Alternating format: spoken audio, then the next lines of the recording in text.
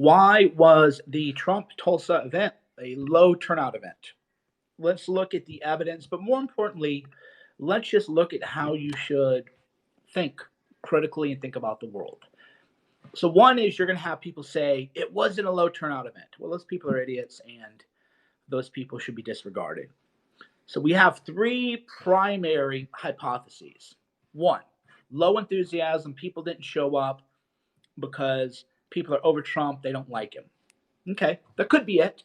But how would you analyze that claim? Well, one thing you might do is you might go look at live streaming numbers. I checked out the live streaming numbers from Right Side Broadcasting Network, which doesn't even show up on search. That's why I mentioned them.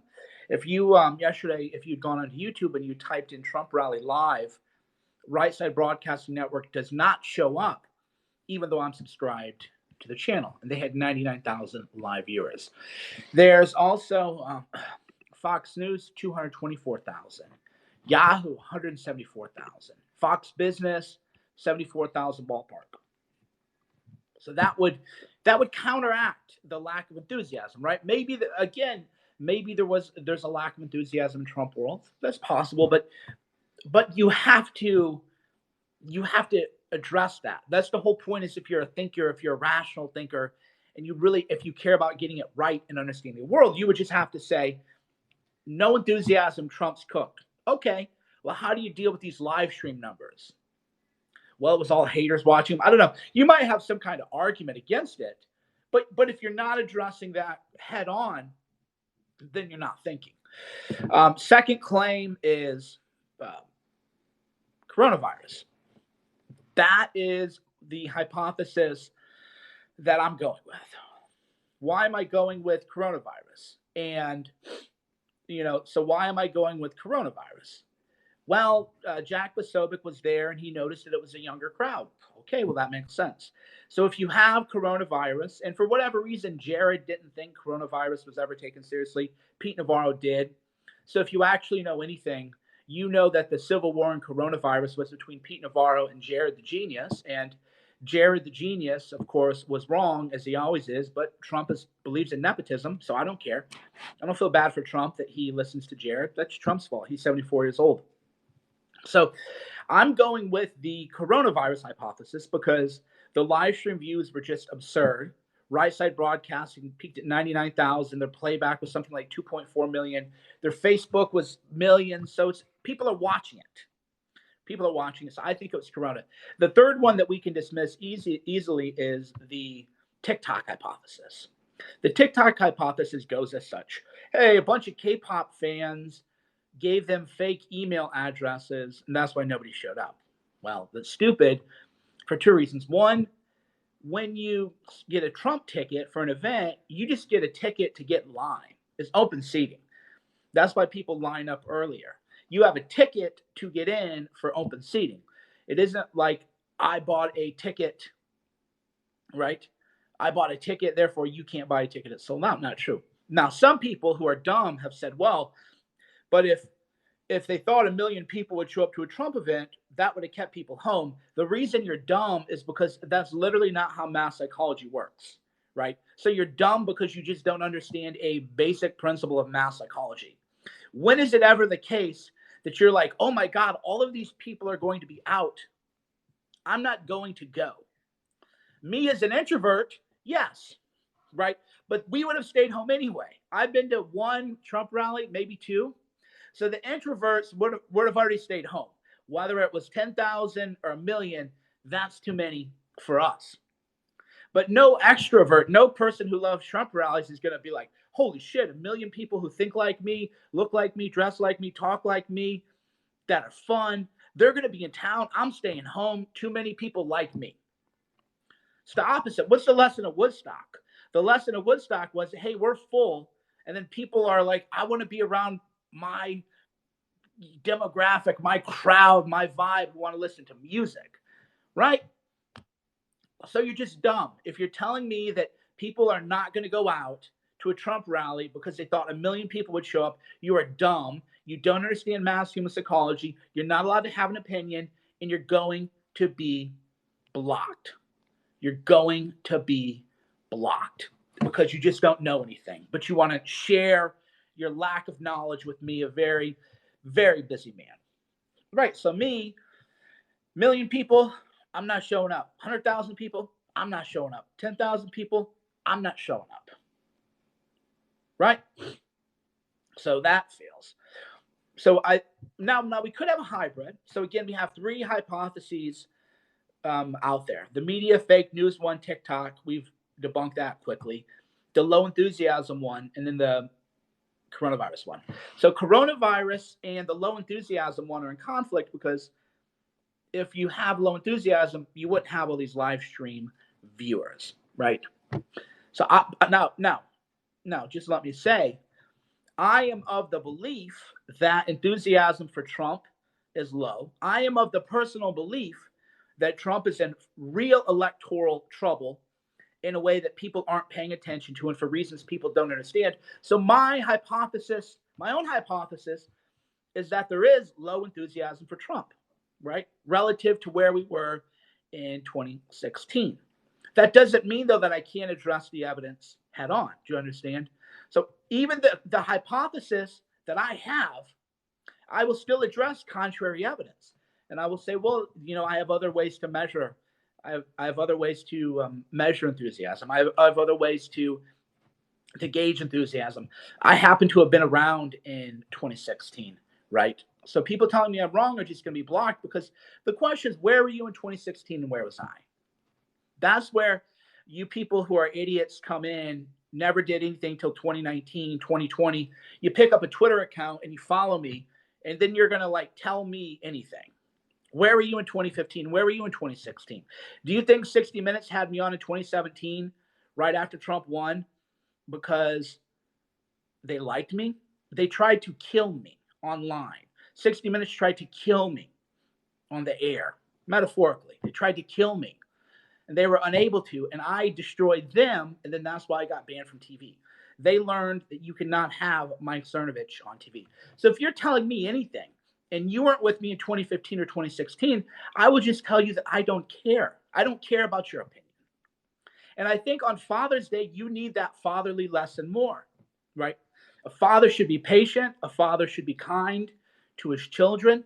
A father should be loving. But when a child says something childish, a father says, no, that's not correct. Let me show you the correct answer. And then if the child keeps being wrong, the father says, no, you're wrong. I'm not going to indulge this foolishness and lead you astray. Because when you indulge the foolishness of a child, you have led that child astray. A good father doesn't say, oh, that's dumb. You're dumb, right? So I have people now working out their daddy issues. Somebody, you're an effing DOUCH.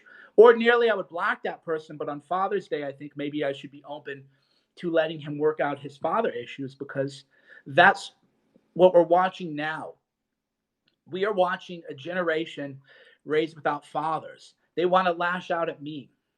That's why I get so much attack. I get so much attack because of my gray hair.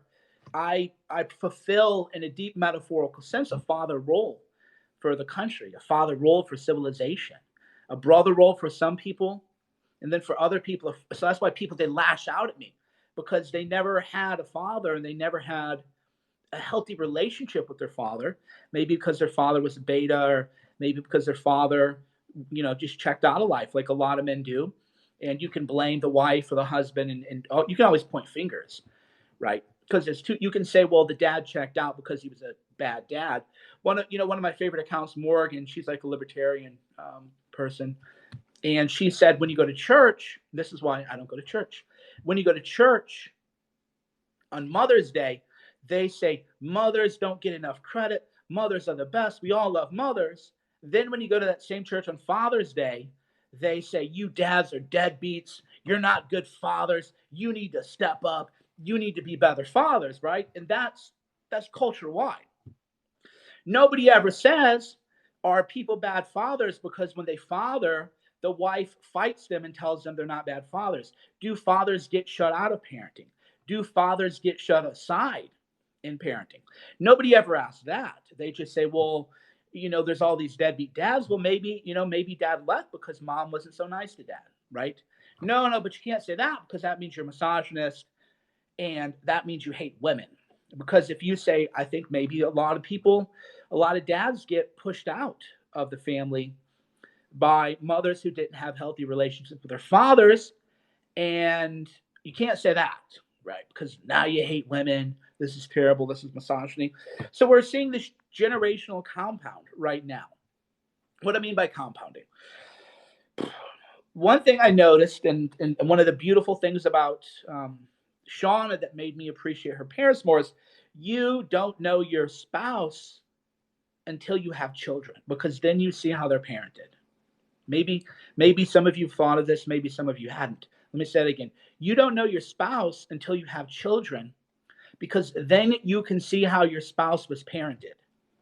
Because you're going to repeat the cycle. If it's a positive cycle, you're going to repeat a positive cycle. If it's a negative cycle, you're going to repeat the negative cycle, and then you see it. So that I noticed that with Shauna, in terms of how she parented, I saw how she was parented in a very, I don't want to say sheltered environment, but it was much more protective, right? Much more, oh, there's the kid on the table. Oh my God, the kid might fall. I'm like, I know, the kid might fall. Like, I'm here. I'm watching the kid. Sometimes you have to let people fall in a manner that is still safe. Sometimes you like to, but you don't see that kind of energy. Me, I was raised by wolves, which I don't recommend for anyone, because I had a brother end up in prison and another brother who still lives at home. So I'm not saying I was raised, but I was given total freedom. I would just be like, "Yep, I'm leaving. See ya." And then I would be gone and do whatever I wanted to do. Fortunately for me, I didn't have a negative heart or a criminal heart, so I didn't do that much bad stuff because I didn't want to. But if I had been like my younger brother and a little more criminally oriented, I would have been. I mean, he did prison 10 years. Can you believe that? 10 years in prison. Crazy. So me, I was given too much. Just go do whatever you want. Go be raised by the wolves. And then Shauna, she was just raised in a little bit too much of a risk adverse environment. So now we're finding that energy of, yeah, you just don't let your kids, run out and jump over a cliff or something, but you don't have to put a bubble around them and a parachute on them and a helmet on them when they're just, climbing on the couch or something like that. See, so here's how it compounds. You now have a generation. Again, this is the compounding about. So you now have a generation of people who are acting out their daddy issues, and it is only going to get worse. But what I mean, because everything compounds. Remember, this is how wealth compounds, family wealth compounds. So if your parents had money, a lot of money, they saved it away for you, then you're going to have a lot of money. If your parents traumatized you, then you're going to traumatize your children if you have them. You're going to traumatize other people who are in a relationship with you. And so the trauma is going to get worse and worse and worse. And that's now what we're watching. And again, why people hate Trump so bad for, for all of his flaws. I've never hated the guy. If anything, it was just, if you would describe my feeling for Trump, I would just say just kind of a disappointment and a general lack of respect. I don't believe that he's a man that I should respect. And that for whatever reason upsets a lot of MAGA people, but I can just tell you that I don't respect him, and that's fine. But I don't hate him. And I don't hate him because I had a healthy relationship with my own father. I have a healthy relationship with myself. I have a healthy relationship with masculine energy, generally speaking. But people who don't, they hate him, they lash out. You see this all the time with these just, alcoholic wine ants. And you always see that with the people they didn't have healthy or they hate their husbands.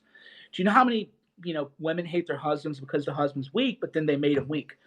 So because our culture is so broken, we have a generation of weak men who were raised by weak men who maybe have not been raised by weak men. And you see this playing out. I mean, you see this playing out in the pornography and everything, right? That's what I mean. You see this, girls turn 18, they want to do an OnlyFans. So it's all connected. they're turning 18 and OnlyFans. They don't have someone, and they weren't raised with somebody who would say, hey, when you're 25, if you want to do that, I might not agree with it, but because that's what people are like, what would you tell your own children? I would tell you exactly what I would tell them. But you can't just tell them, you have to raise them. But if you're 18, I would say, well, when you're 25, maybe I think it'll still be a mistake, but your brain will be a little bit more matured. You'll be able to process the consequences of it more.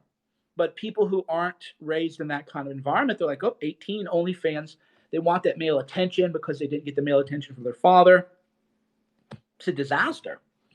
And that's why, again, this is generational and it's going to compound. It's not going to get better. I've told this, what was my motto in 2017, 2016? What have I told you people? It's going to get worse. I have said that over and over again. And look at me, I smile as I say it because I'm still a optimistic guy. I'm still an optimistic guy. I can say this as I laugh because I know I have the power to deal with whatever, right? I don't have the power to handle anything. But it's going to get worse. Culturally, it's a disaster. It's going to get worse.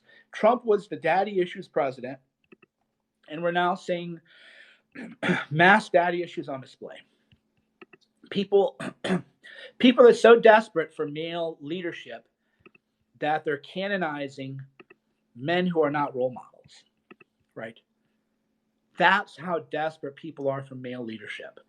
They're canonizing men because you notice too, the outrage is always more for men than women. Has anyone ever thought about that? Right? Has anyone ever thought about that? Right? Have you thought about that? Breonna Taylor didn't get quite the marches that men have gotten. So have you thought about the deep psychology of that and why that might be? Right? Have you thought about that? Of course nobody has. I never thought about it till just now. See? So if I didn't even think about it until a minute ago, then that tells me no one else has thought about this. And then when you think about why that is, a lot of this makes sense. That's also why they're tearing down monuments of men. It's all daddy issues. They want to tear down monuments to Grant because it's just rage at men, right? It isn't just tearing down General Lee's statue because he was a Confederate general, which there's an argument to be made for that, right? There's an argument to be made for that. There's no real argument, though, for tearing down the Washington Monument. I guess, everybody's bad. What they're doing is it's rage. It's rage at absentee fathers.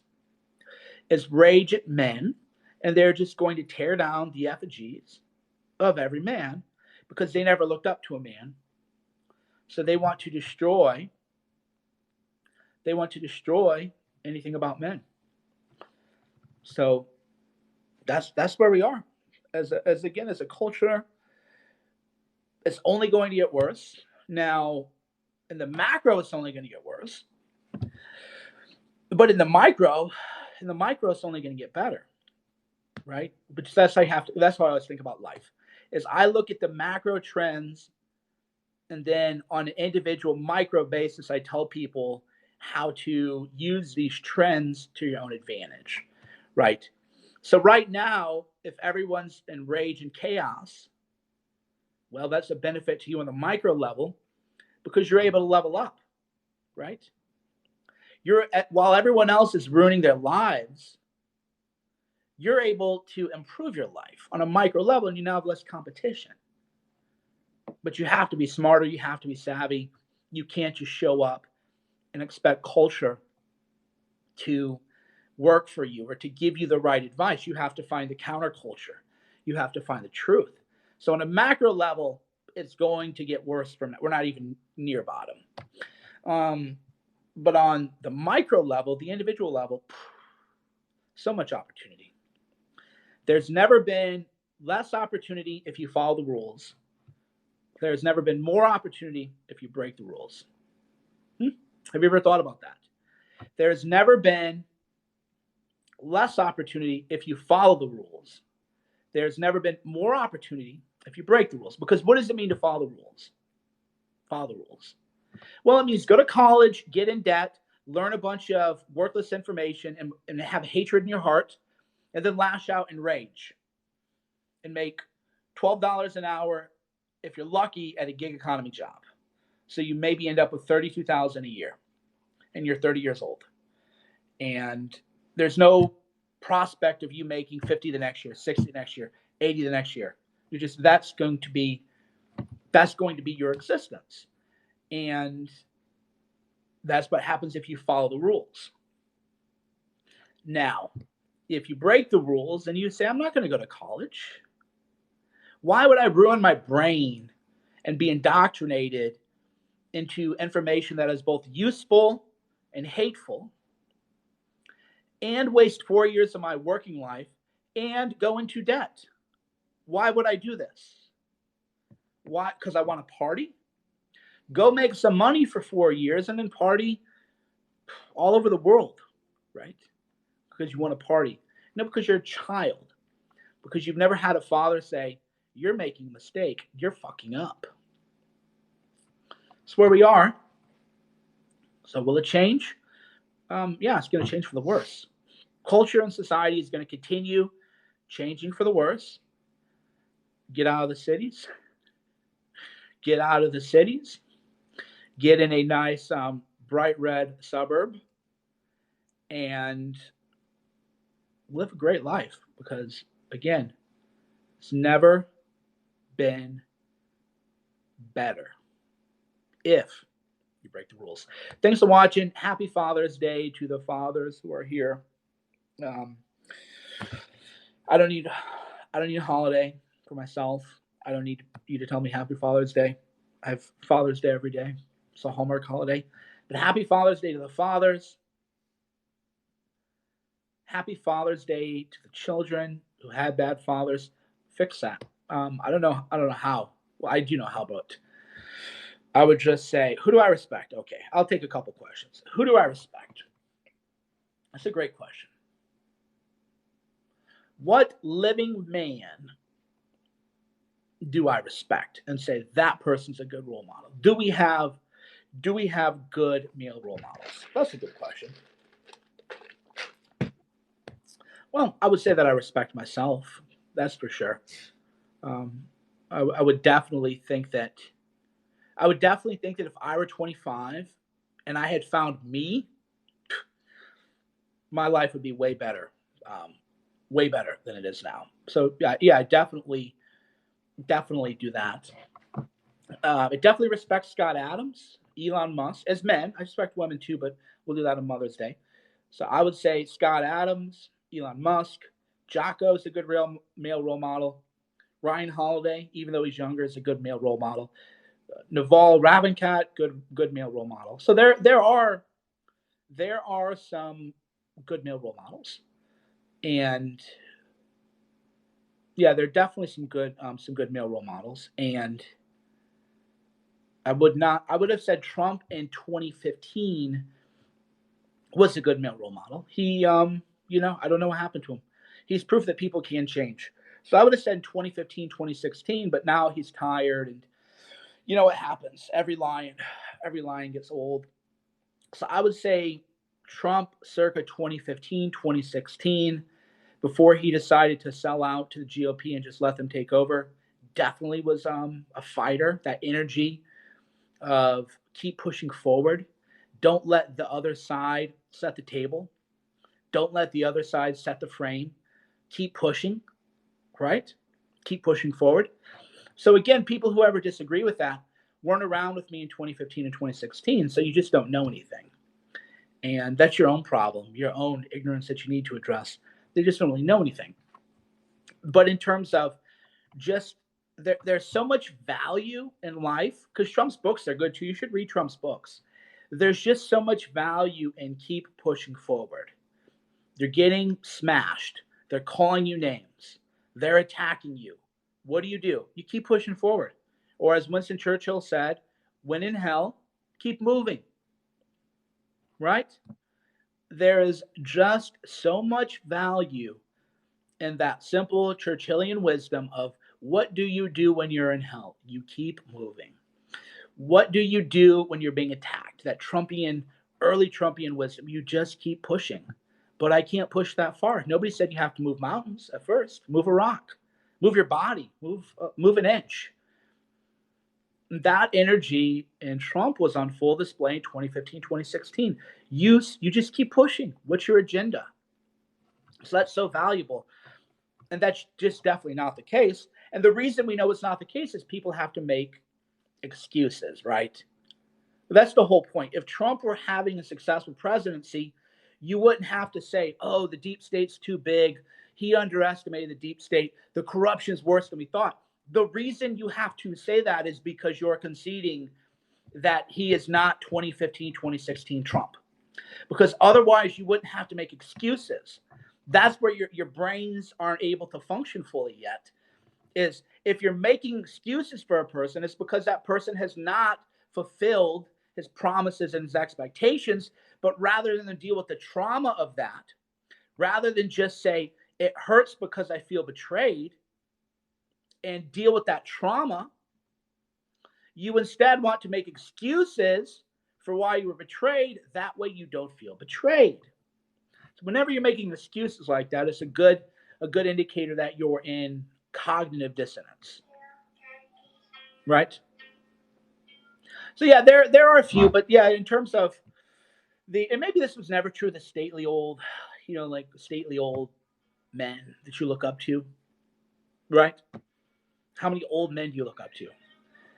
So one of two things could be true. I mean, one of 100 things could be true on this, but let's just say one of two things to create a simple dichotomy. Either we were wrong and the Roman senators were not that wise. Cicero was not that wise. Or the only reason we know about Cicero was because men weren't that wise. They're just a couple wise people, and that's just the way it is, right? Because when I look around, when I was younger anyway, when I was maybe in my teenagers or 20s, I thought like, okay, men grow up, they become wise, and we graduate high school. That is definitely not the case. It is definitely not the case that we as a species, we as a whatever you want to call us, a human race or whatever, you don't just go, okay, I was 18, I was a dumb high school kid, now I'm in kind of an extended adolescence, douchebag phase. Oh, now I'm at a different phase of my life. And then by 50, men are just wise, right? And you're like, wow, that's a wise man. I really wonder what that man thinks about life. What is his take on the world? What are his insights into the world? That just doesn't happen. It doesn't happen, and it again could just be the case that it's always been that way. It could be the case that we've gotten more childish. I think that's true because I was certainly, when I look back, I was like, dude, I was in my 30s and I was acting that way. So there is I think we did extend adolescence by about a decade, where behavior that would have ended at 30, now that kind of goes into 38, 39, in some cases people 40. Like Dan Bilzerian's an old guy, right? And the idea that that's behavior to model, that's the kind of behavior a 30-year-old would engage in, right? But that's where we are, is your 30s now or your 40s, and then boomers are going 50 is the new 30, and now 60 is the new 40. Well, why do you want to be 50 and be 50 the new 30s? I like being in my 40s. I like being old. I like it. I don't want to be 25. I don't want to dress 25. I don't want to look 25. So why? But why? Because that's that youth obsession that infected the minds of people, especially the boomer mind, where if you're 50, why don't you just say, I want to be 50 and I want to be wise. I just want to be a wise ass motherfucker when I'm 50, where I know shit about life. I know how the world works. When I tell you things, it's true, or more often than not, it's true. And that you're just going to get great knowledge drops from me. There's an African proverb: when an old man dies, a library burns. How many people can we say that that's true in society today? Again, the African proverb is, when an old man dies, a library burns. That is actually a healthy version of aging. But when our old people die, we're just like, well, another overgrown child who thought colored his hair blonde because he thinks he's still at Woodstock. Let's watch another film about Woodstock, right? Oh wow, another film about Woodstock never ended for this boomer generation. And then that's why Gen X is more mature. Some people call Gen X jaded, but I just think we're more mature than the boomer generation, because you don't hear Gen X people being like, yeah, man, 40's the new 20, bro. I'm like totally going to get a skateboard. You saw it with Beto, but that was an avatar of a douchebag. And that's why he didn't go as far as he could have, and why he broke ultimately. I'm Beto. I'm cool. Look at me on my skateboard. Yeah. And then his mind breaks because he didn't develop any sort of healthy relationship with himself. And then he's, cleaning his teeth. I'm going to do a live stream while my teeth are open. Like, nobody wants to watch you take a shit. Nobody wants you to get your teeth cleaned. Right. But that's the exception. Most people who are Gen X are not trying to be like, look at me, I'm cool, I'm a skateboard.